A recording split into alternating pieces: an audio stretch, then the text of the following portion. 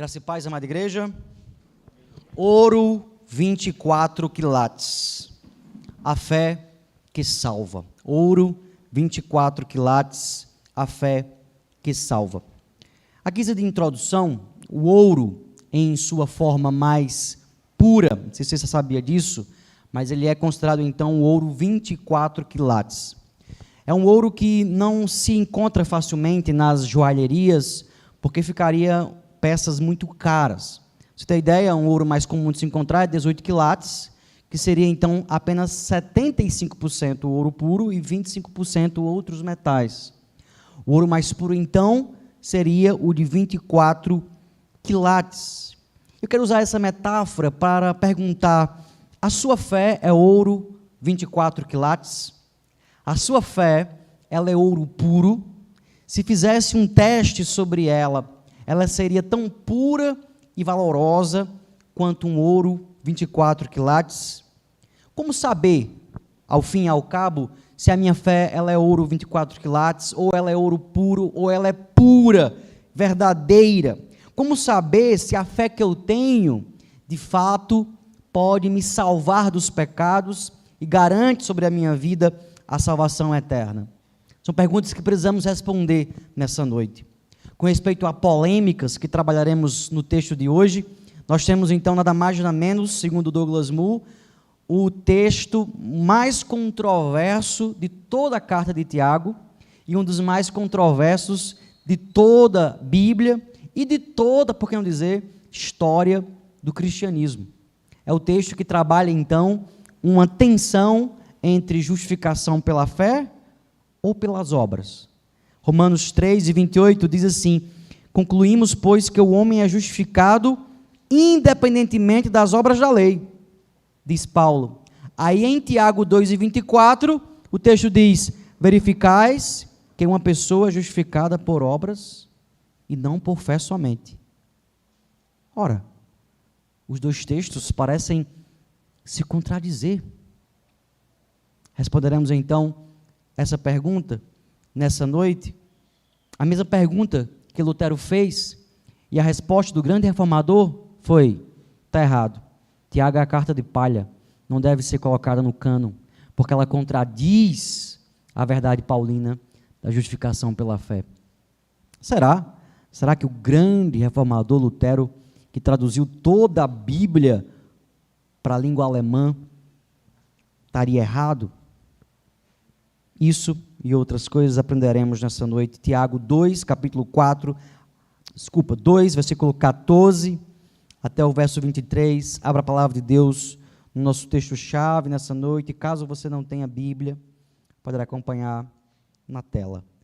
Tiago, capítulo 2, do verso 14 ao verso 23, um dos textos mais polêmicos de toda a Bíblia.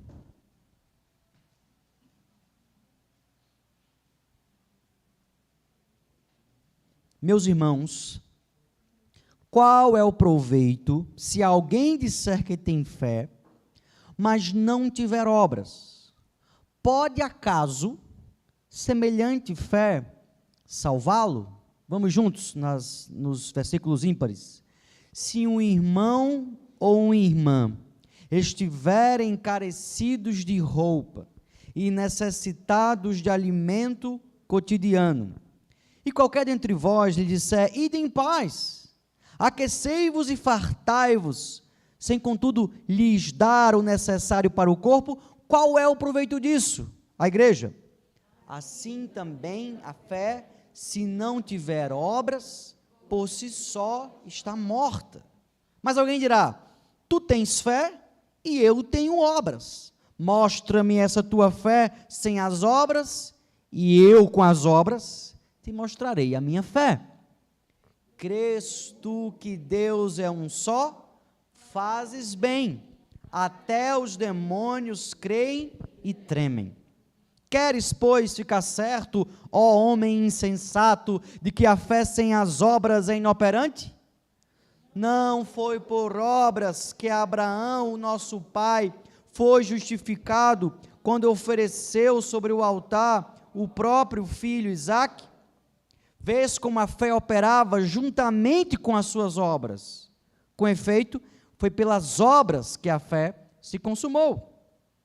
E se cumpriu a Escritura, a qual diz: ora, Abraão creu em Deus, e isso lhe foi imputado, e foi chamado amigo de Deus. Verificais que uma pessoa é justificada por obras, e não por fé somente. De igual modo, não foi também justificada por obras a meretriz Raabe, quando acolheu os emissários e os fez partir por outro caminho? Porque assim como o corpo sem espírito é morto, assim também a fé sem obras é morta. Pai Todo-Poderoso, perdoa os meus pecados e me usa com o teu Espírito para com claridade falar à mente e ao coração do teu povo. Em nome de Jesus, que saiamos daqui dessa noite abençoados, transformados, pacificados pela tua palavra. Nos dá o entendimento sobrenatural, ilumina-nos pelo teu Espírito, para sermos fiéis ao que o teu servo Tiago quis nos ensinar com essa palavra. Em nome de Jesus. Amém. Primeiro ponto nessa noite, quero trabalhar com os irmãos, segundo o texto de Tiago, é que as boas obras, elas provam a autenticidade da fé. As boas obras, elas provam a autenticidade da fé, e essa seria então a mensagem central desse bloco que acabamos de trabalhar aqui em Tiago. Existem vários testes para você então saber se algum metal ele é ouro ou não. Variados testes. Um teste que se usa, não sei se você sabia desse, seria o teste do ímã. O ouro, ele não é um metal magnético, e por isso então quando você coloca um ímã perto do ouro, não há ali a atração que um ímã tem com um metal, mas o ouro repele o ímã. Não há a atração do ouro pelo ímã. Quero trabalhar baseado ou pensando nessa metáfora, que assim como nós podemos testar o ouro e saber se ele de fato é ouro ou não, de várias formas, também podemos testar a nossa fé e saber se ela é de fato uma fé verdadeira ou não. As boas obras, dentro delas, é que nós podemos então testar essa fé. Tiago começa então no versículo 14, acompanhem comigo, trazendo então um recado aos crentes, judeus cristãos que habitavam aquela região ali, dispersos, perto da Antioquia, que estavam ali, e ele se dirige a esses cristãos que tinham problemas no relacionamento com pessoas mais pobres, como vimos semana passada, que tinham problemas de favoritismo e acepção no meio da igreja, e ele dirige-se a esses irmãos dizendo: qual é o proveito, ou questionando, qual é o proveito se alguém no meio da igreja se levanta e diz que é uma pessoa cheia de fé em Jesus, mas ela não tem nenhuma obra que evidencie essa fé? Pode acaso, faz uma pergunta universal, Tiago, semelhante fé salvar essa pessoa? Uma fé que não se evidencia, que não é demonstrável pelo que ela faz, como ela vive? Queremos então enfatizar que o contexto desse capítulo 2, como trabalhamos no versículo 1 na semana atrasada, é o contexto em que Tiago diz que no Senhor Jesus Cristo não há acepção de pessoas, não há favoritismo, não há uma vida fiel a Jesus, em amor a Cristo, em que você despreza o mais pobre, despreza o vulnerável, renega o mais frágil, o mais fraco na igreja, passa longe dele. Essa não é uma fé autêntica, porque as obras demonstram isso. No versículo 18, Tiago vai dizer: alguém dirá, e aqui ele usa um recurso muito conhecido no mundo antigo, principalmente pelos grandes retóricos, como é o caso de Tiago, alguém que escreve um grego elevado, que é o recurso da diatribe. É você colocar então um personagem para que ele fale como um espantalho ou um personagem, para que ele esteja falando e você então conversa com ele. Paulo também usa esse mesmo recurso lá em Romanos, da diatribe. Ele então diz, alguém dirá, chega então um personagem e diz, ei, tu tens fé e eu tenho obras. Como se fossem então duas coisas distintas. Mostra-me essa tua fé sem as obras. Prova-me que a tua fé é verdadeira, sem obra, sem ação, sem atitude, e eu, com as obras, Tiago, te mostrarei a minha fé. O que prova, o que evidencia, o que autentifica a minha fé, são as minhas obras. É o que eu faço no meu dia a dia, é o meu jeito de viver, é o meu jeito de agir, de reagir na vida que eu tenho nessa terra. De modo que as boas obras, elas provam a autenticidade da minha fé. E se eu quiser ter certeza de que a minha fé é verdadeira e pura, devo então mostrar as minhas obras, evidenciar isso com o que eu faço no dia a dia neste mundo. Mas em segundo lugar, nessa noite, eu quero também trazer a ideia, segundo Tiago, de que crer em Jesus e não praticar as suas obras é algo diabólico, hipócrita, mascarado. Crer em Jesus e não praticar as obras dele é diabólico. Me lembro de um conhecido que desviou-se dos caminhos do Senhor, cresceu na igreja como eu, mas desviou-se dos caminhos do Senhor, e por um tempo eu fui conversar com ele, trazê-lo ao arrependimento, chamar ele para a confissão daquele pecado de ter abandonado a igreja do Senhor.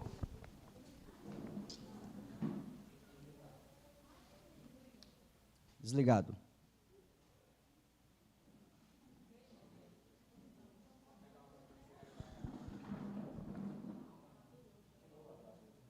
Foi desligado a fonte, eu acho que ele apaga agora.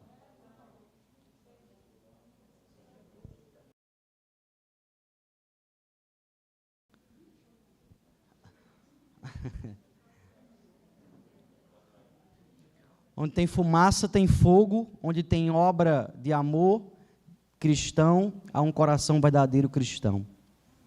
Há um coração verdadeiro de fé.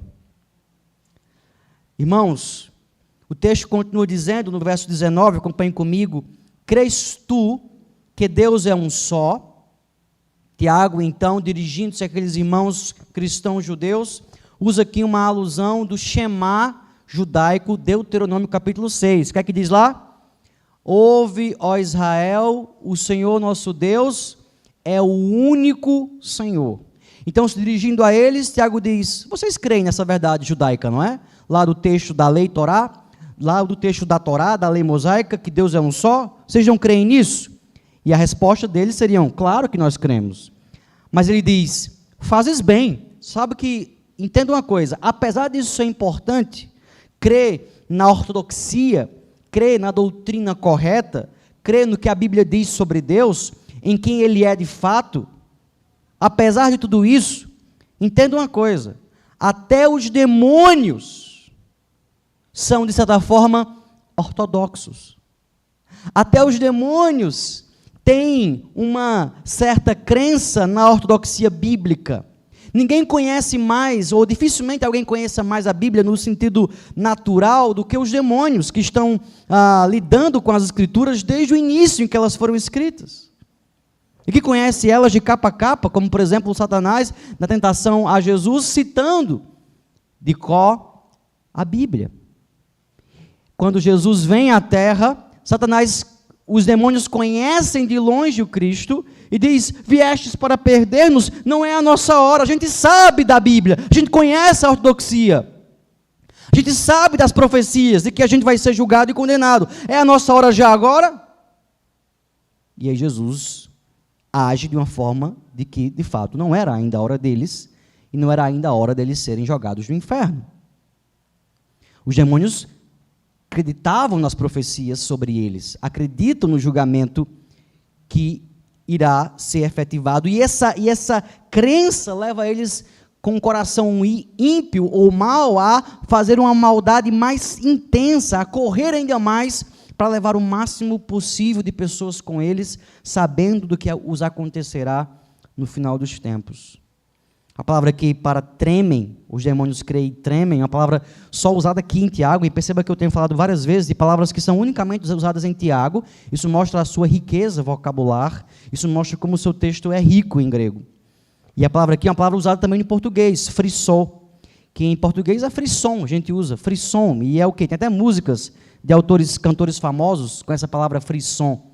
E a ideia, então, de um efeito amedrontador que nos gera um tremor interno e externo. Seria algo como quando um feiticeiro faz um feitiço e quer então trazer ali um amedrontamento, levar você a se arrepiar com aquele feitiço que ele faz.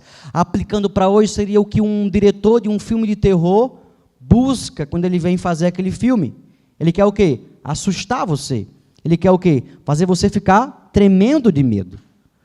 Os demônios creem na realidade divina e se pelam de medo, numa linguagem nossa, diante dessa futura realidade deles. Só que medo não converte ninguém. Apenas o medo não converte ninguém a Cristo. Tem muitas pessoas que você fala de inferno, elas dizem, vá para lá, está repreendido, não quero nem ouvir. Né? Morre de medo de inferno. Porque a gente vai morrer um dia, todo mundo morre. Eu não quero falar de morte não, sai daqui, não gosto de falar de morte não. Morre de medo de falar da morte. Mas se você chama para confessar seus pecados e seguir a Cristo, elas não querem. Então, ter medo do inferno, ter medo da morte, não converte o coração de ninguém, apenas isso. Os demônios creem que Deus é um só, creem na ortodoxia sobre Deus, tremem diante dessa realidade, mesmo assim não acreditam nele. Mas então qual é o ponto de Tiago, ao usar aqui o exemplo dos demônios? É um texto difícil. Esse texto aqui, como vocês vão perceber, é um texto imbricado e difícil para nós interpretarmos, mas não impossível, não de uma forma que a gente não consiga. Tem que ter paciência, tem que ter calma, e a gente vai então desvendando ele. Essa frase aqui com respeito aos demônios tem duas possibilidades básicas. Tiago pode estar dizendo, os demônios acreditam na teologia correta, mas não se rendem a ela e por isso estão condenados, igual a vocês. Que acreditam na teologia correta, têm fé nela, mas não praticam as obras dessa teologia. Vocês tomam posse dessa teologia, mas não deixam que essa teologia tome posse de você, como diria um estudioso de Tiago. Uma outra opção que Tiago pode estar querendo dizer aqui, até os demônios têm alguma reação diante da sua crença. Até os demônios expressam alguma emoção e alguma reação prática diante da sua crença doutrinária. Ou seja, pelo menos eles tremem. Quando eles acreditam no que a Bíblia diz, eles tremem diante do Deus vivo que eles acreditam que existe e que é real. E vocês? Parece que vocês acreditam na teologia, acreditam na lei, acreditam na doutrina, mas não reagem a ela. São como peles com doenças em que você toca na pele, fere a pele, queima a pele e a pessoa não sente nada. Peles que perderam a sua sensibilidade, corações que perderam a sua sensibilidade com respeito à doutrina, aí enche a mente de doutrina, a cabeça grande, cheia de doutrina, mas o coração seco, sem prática, sem ação, sem reação ao que aprende, ao que escuta. Seria uma outra opção para o argumento de Tiago aqui. No verso 24 ele continua dizendo, verificais que, percebam que, façam o teste. Uma pessoa é justificada por obras e não por fé somente. Concluindo aqui o argumento. E aqui nós temos então o levantamento de uma das questões mais polêmicas, paradoxas de toda a teologia cristã. Nesse momento, Tiago parece dizer que nossa justificação diante de Deus, ela não vem apenas pela fé, mas também pelas obras. Seria então algo como ensinaria o catolicismo romano, fé e obras, que nos justificam diante de Deus, e não apenas fé, como diriam os reformadores, sola gratia, sola fides. Não. Seria fé e obras. E está aqui Tiago, o irmão mais novo de Jesus, ensinando isso desde muito cedo na igreja, antes até mesmo de Paulo. Uma carta escrita em década de 40, Paulo foi escrever a partir da década de 50. O que é que está então acontecendo aqui? E aqui então vamos colocar esses dois textos em tela e pensarmos sobre ele. Tiago, a carta de palha, como diria Lutero, ou Tiago, a carta de ouro, como diria a igreja cristã na história, em toda a sua ortodoxia, concordando aí todos os cristãos de que a carta é inspirada e que deve ser inserida no cânon bíblico. Romanos 3:28, a palavra de Deus diz: concluímos, pois, que o homem é justificado pela fé, independentemente das obras da lei. Tiago 2:24 diz: uma pessoa é justificada por obras, não por fé somente. E aí? E aí, meus teólogos? E aí, meus estudiosos bíblicos? Como lidar com esses dois textos? Gostamos de dizer que a Bíblia não entra em contradição, que toda a verdade escriturística se complementa. E por que aqui nós temos dois textos que parecem se contradizer? O grande apóstolo Paulo, o maior escritor da Bíblia, com cerca de metade, quase metade do Novo Testamento, diz que o homem é justificado pela fé, independentemente das obras da lei. E Tiago, o irmão mais novo de Jesus, diz que uma pessoa é justificada por obras e não por fé somente. Como lidar com isso? Vamos lá. A primeira coisa a se pensar aqui é que tipo de justificação os dois autores estão trabalhando. Será que a mesma justificação que Paulo trabalha é a justificação que Tiago está trabalhando aqui? Lembre que são pessoas diferentes que estão escrevendo em momentos diferentes para pessoas diferentes. Logo, é importante pensarmos, justificar aqui a mesma coisa? Voltando para Paulo em Romanos, como nós já trabalhamos aqui na igreja, na exposição daquela carta, justificação para Paulo, em Romanos especialmente, é a declaração divina da nossa inocência diante de Deus. Paulo está dizendo, o homem é declarado inocente, é justificado diante de Deus pela fé, independente das obras da lei. Ele é então colocado diante de Deus em inocência a partir da sua fé em Jesus. Romanos 5, versículo 1, ele vai dizer, justificados, pois, mediante a fé, temos paz com Deus. Efésios 2, versículo 8 e 9, vai dizer, porque pela graça sois salvos, mediante a fé, e isto não vem de vós, é dom de Deus, não vem de obras, para que ninguém se glorie. A ideia de Paulo, então, de justificação, é uma declaração de inocência. E para Tiago? Para Tiago, a justiça que Abraão, nesse contexto do verso 24, havia alcançado pela fé, vamos ver mais já, foi demonstrada em seus atos de obediência. Abraão foi justificado naquilo que ele fez, vamos ver já, na história dele com Isaac, porque a sua atitude revelou, demonstrou, autentificou a sua fé. Mas mais importante do que pensar na justificação que está aqui nos textos de Romanos e Tiago, é pensar no tipo de fé que os dois autores estão pensando aqui.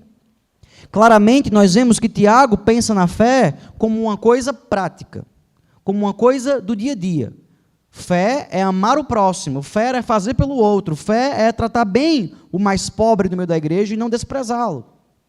Fé é prática, fé está ligada à conduta diária. Não me diz que você tem fé sem ter obras, sem fazer, sem amar, sem praticar. E Paulo? Será que Paulo pensava numa fé separada da prática? Será que na teologia paulina ele ensina que a fé cristã é algo descolado de uma vida de santidade, consagração, fidelidade a Deus, obediência à palavra, amor ao próximo. É isso? A fé que Paulo estabelece como aquela que justifica o homem é uma fé sem nenhuma prática, sem nenhuma obra, é uma fé não demonstrável, é uma fé não evidenciável, é uma fé que você diz que tem fé, mas que não faz nada pelo próximo, que não ama, que vive uma vida de pecado. Conversando então com aquele meu conhecido que cresceu na igreja, eu disse: rapaz, você não vai voltar para a igreja, voltar para os caminhos do Senhor, consagrar-se novamente a Ele? Eu disse: rapaz, não vou. Mas por que você não vai? Lembra que se você permanecer um caminho longe de Deus, você já sabe dessa história, você já ouviu isso na igreja, como eu desde criança, você vai ser condenado. Na mesma hora ele disse: não vou, não serei condenado. Por que você não vai ser condenado se você vive uma vida longe de Deus, longe da igreja, longe dos caminhos de Cristo? Ele disse: porque eu sou um eleito, porque eu sou um predestinado. Então, se um dia eu fui predestinado e eleito, não importa o que eu faço, deixo de fazer, se eu vou para a igreja ou não, eu sou salvo. Eu não irei jamais ser condenado. O que é que esse meu amigo estava expressando aqui? A mesma fé desse personagem que Tiago levanta. Uma fé sem obra. Uma fé não demonstrável. Uma fé não evidenciável. Uma fé que não obedece a Deus. E eu pergunto para vocês, senhores e senhoras, é essa fé que Paulo ensina que justifica um homem? É essa fé desse meu amigo de infância, desse meu conhecido de infância, que diz que crê em Deus, mas vive lá fora no mundo sem amar a igreja do Senhor? É essa fé que Paulo ensina em suas cartas? Lógico que não. No próprio livro de Romanos, capítulo 1, versículo 5, Paulo, dirigindo-se àqueles irmãos, vai dizer: por intermédio de quem viemos a receber graça e apostolado, por amor do seu nome, para a obediência por fé entre todos os gentios. Jesus chamou Paulo para o apostolado, para o serviço cristão, assim como aqueles irmãos, viemos no plural, ele e os irmãos de Roma receberam graça, ele e os irmãos de Roma, ele e os apóstolos receberam então graça, receberam então capacitação divina, para quê? Para a obediência por fé. Não foi para uma fé sem obediência, para uma fé sem prática, para uma fé sem santidade, não.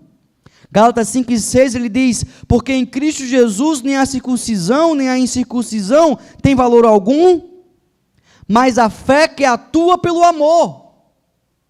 Qual é a fé que Paulo tem em mente? Que justifica alguém? É uma fé que atua, que age, que tem uma atitude baseada no amor. Logo, essa fé não é algo etéreo, abstrato, sem prática, sem obra. Não. A fé que Paulo tem em mente é a mesma fé de Tiago. É uma fé pautada na obediência a Deus. Cantamos nessa noite. Não tinha como Paulo ensinar alguma outra coisa, sendo a maior autoridade sobre Jesus, quando Jesus disse que se nós o amarem, se nós amarmos a Ele, vamos fazer o quê? Guardar os seus mandamentos. O que é isso?